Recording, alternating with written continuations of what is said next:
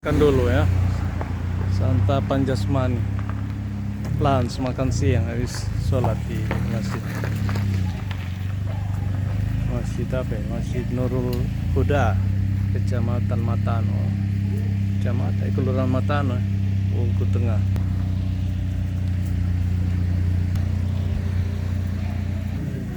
Ini terkenal nih rumah makan, banyak pengunjungnya. Assalamualaikum, lagi berada di Masjid Islamic Center Bungku Tengah, Morowali. Ini habis sholat Jumat ya. Lihat suasana di sekitar masjid. Ya, cantik ya, ada payung miniatur Masjid Nabawi Madinah. Sholat Jumat di sini. Katanya ini Masjid Islamic Center. Sebelahnya ada bangunan tua, masih Kesultanan Ternate.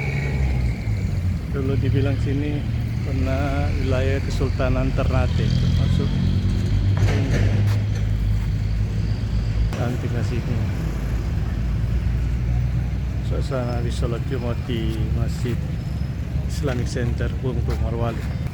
Ini di halaman depan ini, Islamic Center Morowali Bungku Tengah, yang namanya Masjid Islamic Center Morowali Bungku Tengah.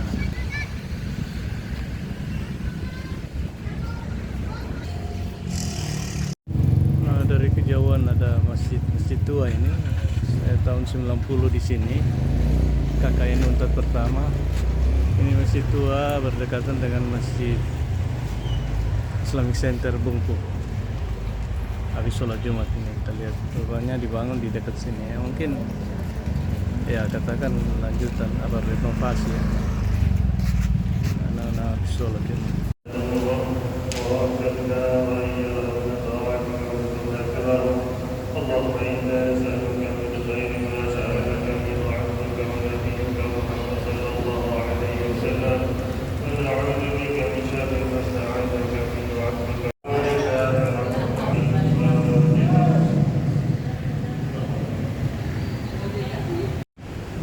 Masjid Islamic Center Bungku Tengah Morowali, harus lantai satunya. Baru selesai sholat Jumat. Dan mudah-mudahan kita semua Allah pilih jadi pengikut Rasulullah Sallallahu Alaihi Wasallam. Dia dan hadirin selaku khatib mengajak diri saya sendiri dan jamaah semua, mari sama-sama tingkatkan iman dan takwa kita kepada Allah Subhanahu wa Ta'ala. Semakin bertambah usia kita, semakin bertakwa kepada Allah Subhanahu wa Ta'ala, semakin taat, kemakmuran, keselamatan lahir maupun batin.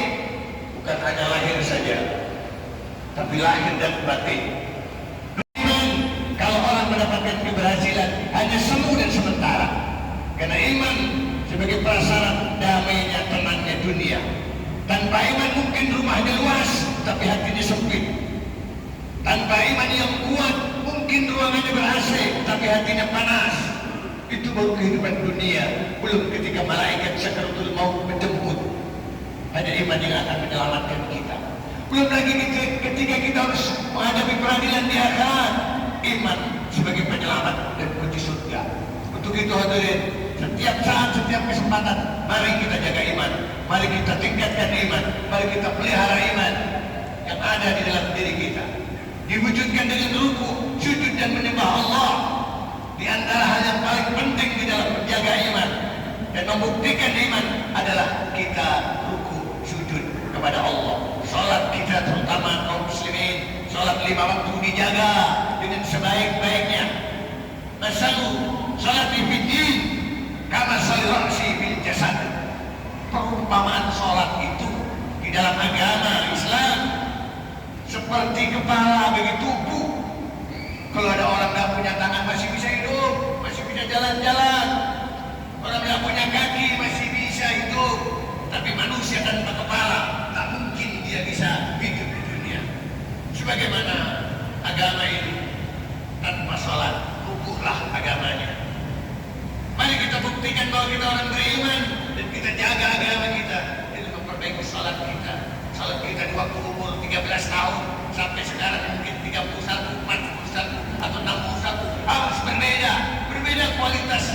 jaga khusyuknya, kita jaga waktu-waktunya, kita jaga khusyuknya, kita jaga dengan berjamaahnya, karena itu akan menjadi kunci keberhasilan kita di dunia dan akhirat.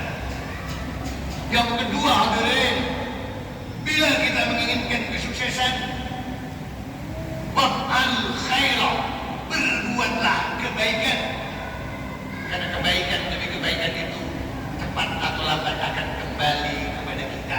Allah akan membalas jauh lebih baik, jauh lebih hebat, jauh lebih dahsyat, jauh lebih bagus dari apa kebaikan yang kita lakukan.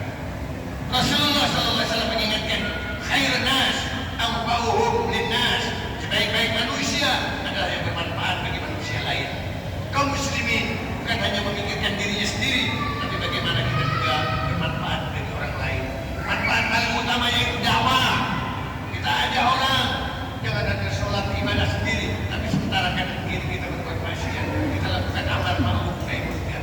Kemudian manfaat-manfaat yang lain, entah itu di dalam keluarga, di dalam tempat-tempat pekerjaan kita, di lingkungan kita, jadilah manusia yang bermanfaat bagi sesama. Bahkan Rasulullah mewanti-wanti, jangan meremehkan kebaikan, walaupun kecil, walaupun sekedar membuka celah di hadapan saudara. Jangan remehkan kebaikan, walaupun mungkin dianggap orang sepele. Laqad ra'aytu rajulan yatakallamu fil jannah fi syajaratin qatawha min dhahrin qarin kanat tubnas. Rasulullah pernah bersabda, sungguh aku melihat seseorang bergembira, berbahagia, bersenang-senang di dalam surga. Kenapa?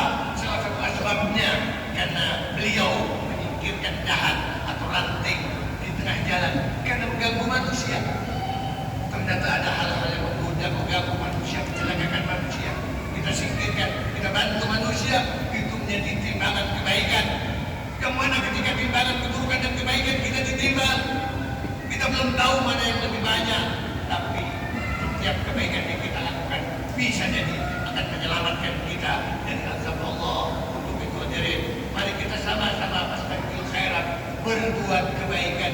Tiada hari tanpa berbuat kebaikan. Setiap hari kita berpikir manusia mana yang bisa kita muliakan, siapa saja yang bisa saya bahagiakan, saya muliakan, saya bantu.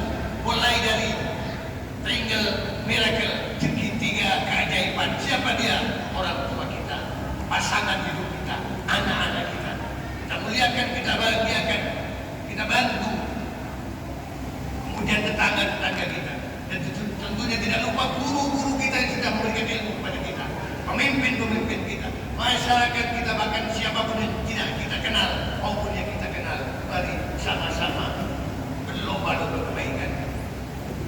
Pasti banyak jalan menuju surga asal kita sungguh-sungguh dilandasi dengan iman kepada Allah dan terbuka lebar kebaikan demi kebaikan di kanan dan diri kita. Mari kita punya prinsip, tiada hari